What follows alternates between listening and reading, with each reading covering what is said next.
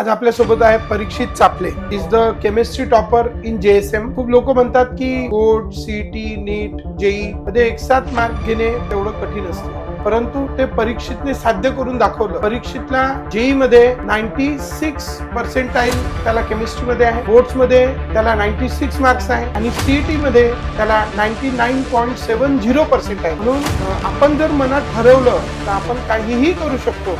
त्याचं उदाहरण म्हणजे परीक्षित. तर परीक्षित, काय बोलशील? तुला एवढे चांगले मार्क्स मिळाले, कसे मिळाले, त्याबद्दल दोन शब्द काय सांग. जे सर लोक शिकवतात ते ब्लाइंडली आपल्याला फॉलो करायला पाहिजे. पण की आपल्यासोबत जे व्हायचं असते समोर, ज्यांना पहिलेच माहीत असते तर आपली ती खूप साऱ्या चुकी जे होणारे राहते ते वाचून जाते. आणि सर्वात इम्पॉर्टंट जर काही असेल तर ते टेस्ट आहे. जो जेवढं जास्त टेस्ट देईल तेवढं जास्त. कारण की आपल्याला वाटते की आपल्याला सर्व येतं आहे बा, पण आपण जेव्हा टेस्ट देतो तेव्हा आपल्याला रिअल त्यात माहीत पडते की बा आपल्याला किती येत आहे तेवढ्यातलं, किती नाही येत आहे.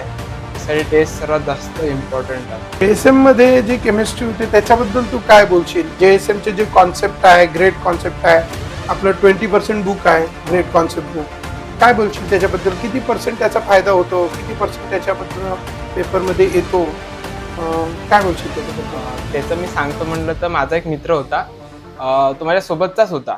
तो म्हणजे स्टार्टिंगमध्ये आम्ही सर्व सोबतच होतो, पण त्यांनी इथे नाही लावलं. तो बाहेर गेला, म्हणजे वर्धेच्या बाहेर नागपूरला वगैरे गेला तो.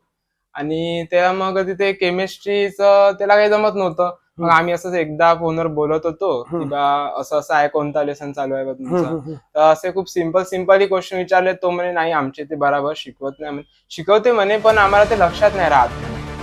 हो का म्हटलं. पण आमच्या इथे म्हणजे JSM मध्ये आम्हाला माहिती, सरनी सर्व त्यांचे ते ग्रेट कन्सेप्ट आणि सर्व क्लासमध्ये सर्व करून घेत होते.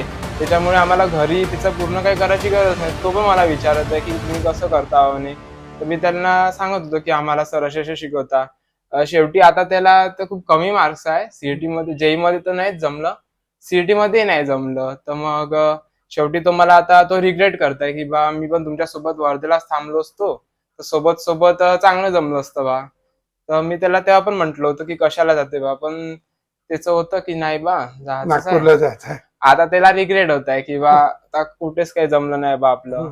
आता ते म्हणजे JEE पण नाही झालं, CET पण JEE पण नाही जमलं. CET मध्ये केमिस्ट्रीचं कसं असते, आपल्याला जेवढे लवकर आपण केमिस्ट्री करू तेवढा आपण फिजिक्सला वेळ देऊ शकतो. कारण की फिजिक्सला जास्त वेळ लागत असते, केमिस्ट्रीच्या क्वेश्चनला थोडा कमी वेळ लागत असते. पण याच्यामध्ये ज्याची केमिस्ट्री खूप स्ट्रॉंग असेल तो खूप लवकर केमिस्ट्री करून फिजिक्सला जास्त वेळ देऊन फिजिक्स मध्ये पण मार्क घेऊ शकतो. त्यांनी पेपर 1 जो आहे CETचा, तो त्याचा ओव्हरऑल स्कोर इन्क्रीज होऊन जाते. आणि मॅथ्ससाठी तर ते असतेच. आणि म्हणून केमिस्ट्री फक्त येणंच गरजेचं नाही, ते लवकर येणं गरजेचं आहे. पण की जर तुम्हाला खूप वेळ देऊन येत असेल तर मग काय फायदा नाही, तुमचा फिजिक्सचे क्वेश्चन सुटणार म्हणजे सुटणार. म्हणून तुम्हाला केमिस्ट्रीशी चुटकी बजा की आली पाहिजे. चुटकी बजा की केमिस्ट्री, तेव्हाच तुम्ही फिजिक्स कम्प्लीट करू शकता CET मध्ये. आणि तसंच JEEच आहे. JEE मध्ये फक्त थोडं कॉन्सेप्ट जास्त विचारले जाते, म्हणून तिथे टायमिंग पण जास्त असते क्वेश्चनला. पण अगर आपण CETचं बघतो म्हणलं तर त्याच्यामध्ये तर ग्रेट कन्सेप्ट तर एवढे चांगले माहीत असलं पाहिजे की बा तिथे वेळच नाही. क्वेश्चन बघितला आन्सर आणि तसे क्वेश्चन पण असते. फक्त JEE वाल्यांचं कसं, JEE करते त्यांना ते CETचं तेवढं हेच नाही राहत. मग ते आता CET आली तर आता CETचं का करू. मग ते CET मध्ये पण जे लेसन्स आहे, जे टेक्स्च्युअल लेसन आहे, एक क्वेश्चन त्याच्यातले येते. अगर तुम्हाला 99+ जायचं आहे तर ते एक लेसन पण तुमच्यासाठी महत्वाचे आहे. एक लाईन तुम्हाला त्यातलं करावंच लागेल. नाही तर मग आणखी CET मध्ये बोर्डचं टेक्स्टबुकचं थोडं जास्त इम्पॉर्टन्स आहे. आणि अगर 99+ स्कोअर करायचा असेल CET केमिस्ट्रीमध्ये जर आपण बघतो म्हटलं तर टेक्स्टबुक पण तेवढीच करावं लागेल. आणि सर जे शिकवते ते तर करायचंच आहे. ते तर जे असे लवकरवाले क्वेश्चन आहे ते तर होऊन जाईल, पण जे टेक्स्च्युअल क्वेश्चन आहे त्यासाठी तुम्हाला थोडं बुक पण वाचावं लागेल. अगर 99+ तुम्हाला स्कोअर करायचं असेल तर. काही मुलं कॉन्सेप्ट लर्न करण्यासाठी थोडा त्रास करतात किंवा आपण रिव्हिजन घेतो त्याला त्रास करतात. तर काय सांगू शकशील त्या मुलांसाठी? आम्हाला पण पहिले तसंच वाटत होतं. म्हणजे माझ्यासोबत मित्र होते, ते म्हणे काय अरे सर अर्ध्या वेळ तर नुसते हसत राहते म्हणते, अर्ध्यावर मोटिवेशन करते म्हणे. पण म्हटलं तसं नाहीये म्हटलं, त्याच्यामागे काही ना काही उद्देश असेल म्हटलं. मग आम्हाला जेव्हा बाकीच्या मित्रांसोबत म्हणजे जे दुसऱ्या इन्स्टिट्यूट मध्ये आहे त्यांच्यासोबत जेव्हा आम्ही बोलत होतो तेव्हा आम्हाला वाटते त्यांना मेन म्हणजे लक्षातच नव्हतं राहत. मी म्हटलं तर ते सब तर ठीक आहे, आपल्याला लक्षात तर आहे म्हटलं कमीत कमी. ते तर अजून चांगलं आहे की आपल्याला म्हणजे असं घरी बसून एक रट्टा मारायची गरज नाही पडून राहिली. आपल्याला असंच ते सबकॉन्शियसली सर्व लर्न होऊन राहिलं बा. आणि सर ते होमवर्क पण करून नाही आणलं तर पनिशमेंट देत होते त्याच्यात.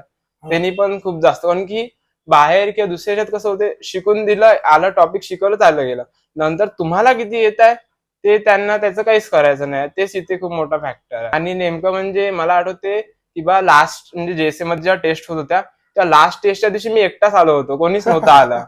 तर मॅडमनी मग सेपरेट माझ्यासाठीच पेपर काढला होता. 99 मिळाले. आता तेच माझं तेच म्हणणं आहे की आपल्या इथे असणाऱ्या प्रत्येक विद्यार्थ्यांनी जर तुझ्यासारखं केलं तर आपल्याकडे 100+ विद्यार्थ्यांना 99 इझिली मिळू शकतो. बरोबर आहे. पुन्हा एकदा धन्यवाद JSM कडून, कारण तू ज्या काही गोष्टी मी सांगितल्या त्या तू फॉलो केल्या आणि तू तुझ्याकडून खूप मेहनत केली, खूप सारं काही सॅक्रिफाईस पण केलं असेल, तर त्यासाठी पण पुन्हा एकदा तुझं अभिनंदन. आणि तुझ्या पुढच्या लाईफमध्ये नक्कीच तू काहीतरी मोठं करशील असं माझी पूर्ण खात्री आहे.